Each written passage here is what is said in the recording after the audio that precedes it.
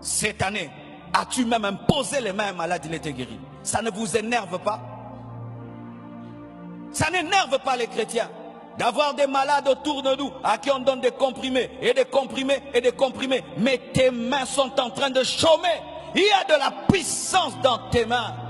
La Bible dit, vous imposerez les mains malades et les malades seront guéris. Tes mains ne peuvent pas seulement que couper le foufou, tes mains doivent guérir les malades.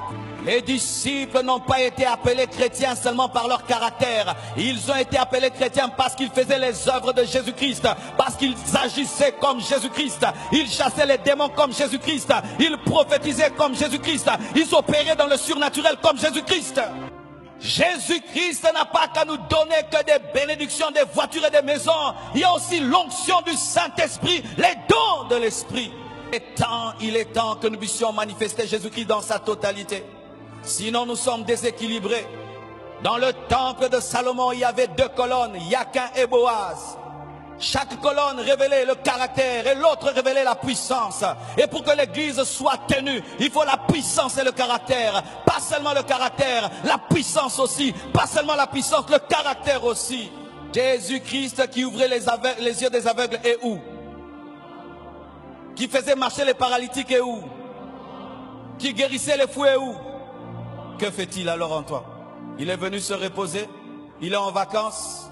Il est en vacances? Quelle est la dernière fois que tu as imposé les mains à un malade pour vivre le Jésus-Christ qui est en toi? Quelle est la dernière fois que tu as imposé les mains à tes enfants pour qu'ils soient guéris? Quelle est la dernière fois où tu as pris autorité sur un esprit mauvais et tu as vu les démons dire je m'en vais? Quelle est la dernière fois? Bien-aimé, la puissance de Dieu est en train de chômer dans vos vies. Le problème de cela, c'est que nous avons quitté l'église catholique, mais nous avons toujours la mentalité catholique. Qu'est-ce que la mentalité catholique? Le clergé et les laïcs.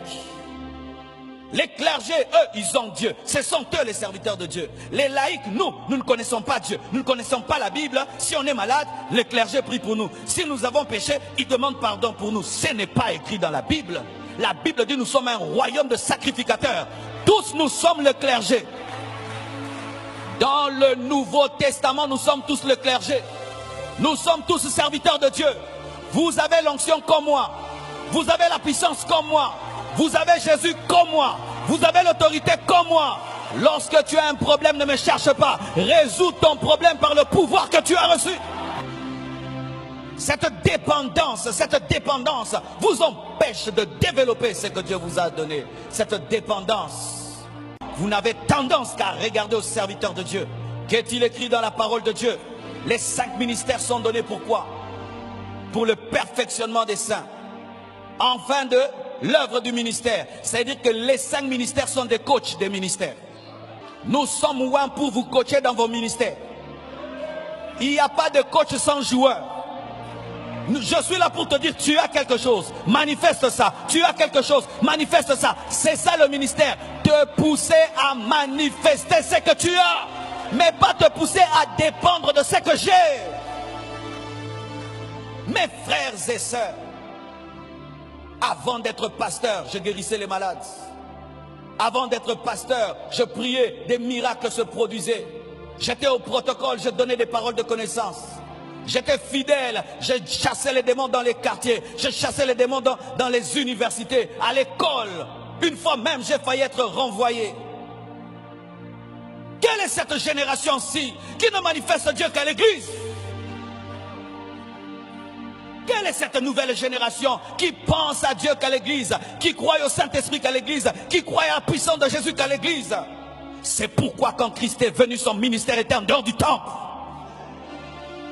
En dehors du temple, c'est là la vraie vie chrétienne. Ici, c'est l'école. Je vous forme et quand vous sortez, vous manifestez Jésus. C'est quand tu arrives à l'église que tu te souviens que tu peux chasser les démons. C'est quand tu arrives à l'église que tu te souviens que tu peux guérir les malades. C'est quand tu arrives à l'église que tu te souviens que tu peux entendre la voix de Dieu. C'est quand tu arrives. Alors qu'il est possible, frère, de connaître, de vivre avec Dieu de manière surnaturelle. Ce sont les impacts de la présence de Jésus en toi. Vous avez Dieu, mais vous mourrez comme des hommes. Vous mourrez comme des hommes. La vie chrétienne est surnaturelle. Elle est surnaturelle. Elle est surnaturelle. Tu ne peux pas passer un mois. Tu es dans les naturels et dans les naturels. Tout est moi. Tout est moi. Tout un mois, tu n'es que dans le naturel. Dieu ne t'a pas parlé, tu n'as pas chassé un démon, tu n'as pas guéri un malade, tu n'as pas donné une parole de connaissance, tu n'as pas vu une démonstration de la puissance de Dieu. Ça, c'est quelle vie chrétienne? Une année de vie chrétienne, tu n'es pas baptisé dans le Saint-Esprit, ça ne te dit rien du tout. Tu ne parles pas en langue, ça ne te dit rien du tout. Tu laisses des gens parlant d'autres langues à côté de toi. Nous, c'était, tu viens à l'église, un voisin parle en langue, tu pleures. Tu dis, Seigneur, je veux parler. Et si tu crois ce matin, tu parleras. Tu parleras en d'autres langues ce matin. Je dis, tu parleras en d'autres langues ce matin. Bien-aimé, le premier pas dans le surnaturel, c'est le baptême dans le Saint-Esprit. Ce n'est pas normal que tu prennes des années, tu n'es pas baptisé dans l'Esprit et tu oublies. Non. Quand vous lisez l'histoire de l'Église, vous allez voir que des mouvements et des mouvements spirituels ont été bâtis que sur le baptême du Saint-Esprit. Les gens allaient dans des jeunes de 3 ans, 4 ans, rien que pour le baptême dans le Saint-Esprit. Des gens pouvaient voyager d'une nation vers une autre parce qu'ils entendent que dans une église, les gens sont baptisés du Saint-Esprit. Mes frères et sœurs, il y a plus que cette vie que tu mènes. Cette vie chrétienne que tu mènes là, c'est le brouillon. Ce n'est pas la vraie vie chrétienne. C'est pourquoi j'aimerais vous demander une chose. Quand tu es avec une personne importante et tu es très entouré, tu ne comprendras pas sa valeur. Jusqu'à ce que ces personnes s'éloignent et que tu découvres que tu étais avec un roi. C'est pourquoi, ayez l'habitude de vous réveiller quand tout le monde dort pour avoir conscience que de Jésus. Ou des fois tu te retires, tu payes quelque part 3 jours avec seulement de l'eau. Tu mets là pour avoir conscience que de Jésus. Et tu découvriras que tu vivais dans la basse-cour alors que tu étais un aigle. Et tu découvriras que ces choses qui te faisaient stagner, tu pouvais les détecter depuis longtemps si seulement tu avais donné du temps à ressentir la sève. Avoir soif. Quand vous regardez la tige, elle plonge ses racines dans la terre. Et donc les racines opèrent comme une pompe qui doit aspirer, amen, hein, tous les nutriments qui sont dans la terre. Aspirer, c'est avoir soif. La tige a soif des nutriments et la branche doit avoir soif de la sève. Doit aspirer. Prier 1 heure du temps sans soif, ce n'est pas prier. Un homme qui prie 10 minutes avec soif est plus efficace qu'un homme qui prie 1 heure par monotonie et par habitude. Amenez toujours vos cœurs à avoir soif de lui. Et vous allez vous rendre compte, bien-aimés, que vous avez reçu la plus grande bénédiction au monde, avoir Dieu en vous. Avoir Dieu en vous. Au début de ma vie chrétienne, très tôt, j'ai eu cette expérience. Je priais dans un groupe de prière. Et ce groupe de prière ne grandissait pas. 7 ans, 20 fidèles. Tout le monde trouvait cela normal. Et j'ai dit non, ce n'est pas normal. Comment une église peut faire 7 ans avec 20 fidèles? J'ai commencé à jeûner, prier. Jeûner, prier. Jeûner, prier. Et un jour, je vais en retraite. Pendant que je jeûne pour l'église, je sens une présence satanique s'approcher de moi. Et je sentais cette présence venir parler à mon oreille. J'ai dit, Dieu, ne permets pas à ce démon de me parler. Cet esprit m'a parlé. Je ne dormais pas. En très bon français, Marcelo, prépare-toi à mourir. Et quand ce démon a parlé, j'ai eu directement une vision d'un frère qui était dans la chorale, qui me cherchait. Il s'appelait Bertin et il frappait à la porte. Dieu m'a dit, c'est Bertin qui a quitté son corps, quittant Lemba jusqu'à la cité Mama Mobutu en esprit pour me tuer. Et Dieu m'a dit, n'aie pas peur, chasse-le. Je l'ai chassé, il est parti.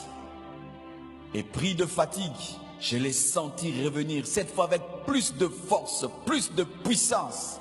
Et quand il est revenu, j'étais fatigué. J'ai dit, Jésus-Christ, tu t'en occupes.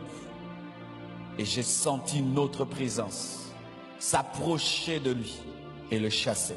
J'ai dit, Jésus, je te remercie, tu l'as chassé. Il a dit, c'est pas moi, j'ai envoyé ton ange. Bien-aimé, ces jours-là, j'ai compris que la vie chrétienne n'est pas naturelle. Il y a des forces surnaturelles en face. Il y a des forces surnaturelles en face. Et il y a en toi aussi le Saint-Esprit et il y a avec toi des anges. La vie chrétienne t'amène à voir des anges comme gardiens. Ici, il n'y a pas que des hommes, il y a des anges, il y a des anges, il y a des anges, il y a des anges. Et le don de discernement des esprits te permet de savoir qu'il y a des anges. Le don de discernement des esprits te permet de savoir, ici, il y a la présence de Dieu. C'est pourquoi même choristes, quand vous chantez, ayez le discernement des esprits.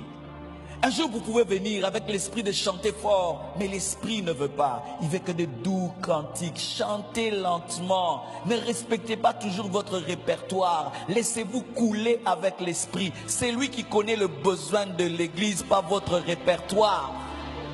Je peux décider aujourd'hui, je veux prêcher comme ceci. Il dit non, tu prêches comme cela. Pourquoi? Il y a un homme, une femme qui doit entendre Dieu de cette manière-là.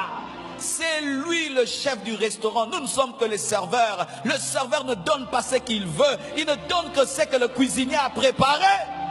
Si vous pouvez avoir soif aujourd'hui, soif de manifester ce qui est en vous, le Jésus qui est en vous, l'Esprit qui est en vous, et de quitter une vie naturelle où vous opérez que dans le naturel, vous parlez naturellement, vous pensez naturellement, vous réagissez naturellement. Et quand vous agissez dans la chair, c'est quand vous vous rendez compte qu'il y a Dieu dans vos vies.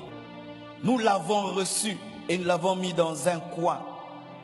Nous l'avons appelé et quand il est venu, nous l'avons mis dans un coin. Nous agissons dans l'intelligence, avec nos forces. Nous croyons que je ferai ceci. Frère, des années, je me suis battu dans le ministère, prêchant, physiquement prêchant.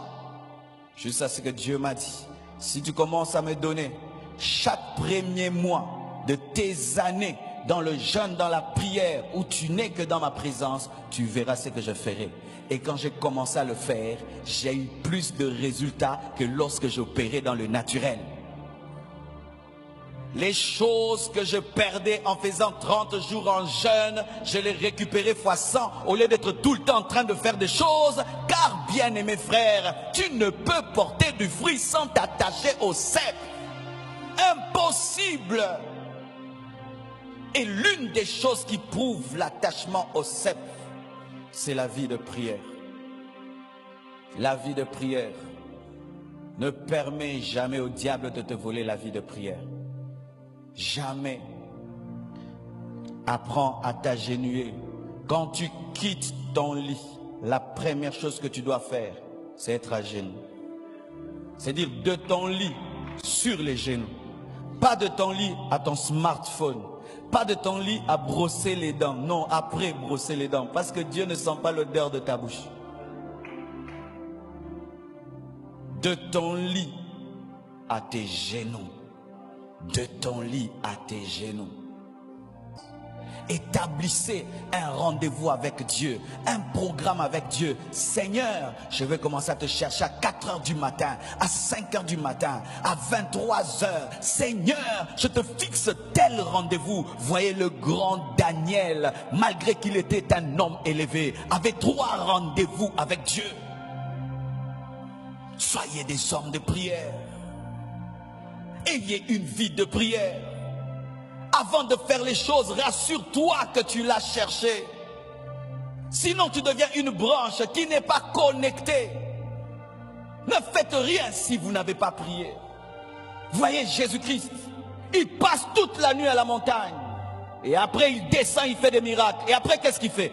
Il monte à la montagne. Ne reste jamais dans la plaine où Dieu t'a utilisé. Remonte toujours là où il t'a oint. Ne priez pas à l'église seulement, priez à la maison.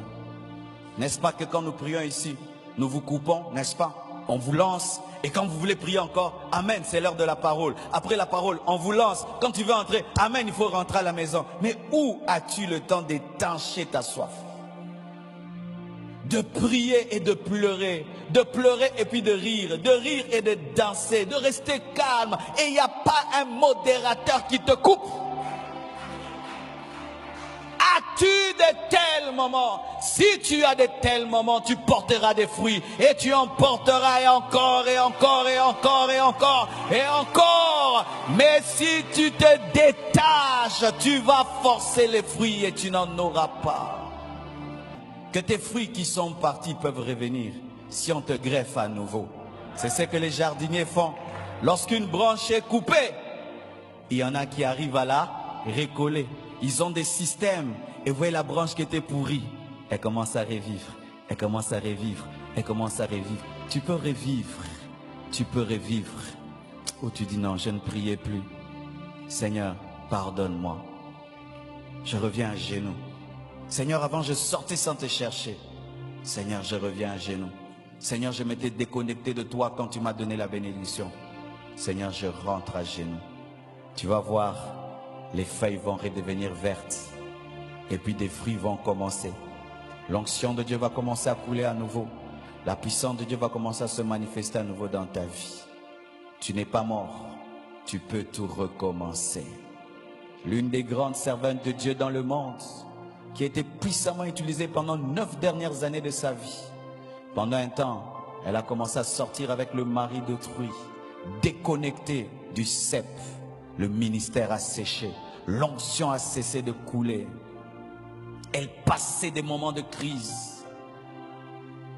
Car si un jour tu étais connecté, tu sauras que tu es déconnecté. Et un jour elle marchait, elle arrive quelque part, elle voit un panneau écrit stop. L'Esprit lui dit aujourd'hui, tu choisis entre cet homme et moi qui tu veux. Elle a choisi Jésus. Elle a abandonné cet homme. Elle s'est reconnectée.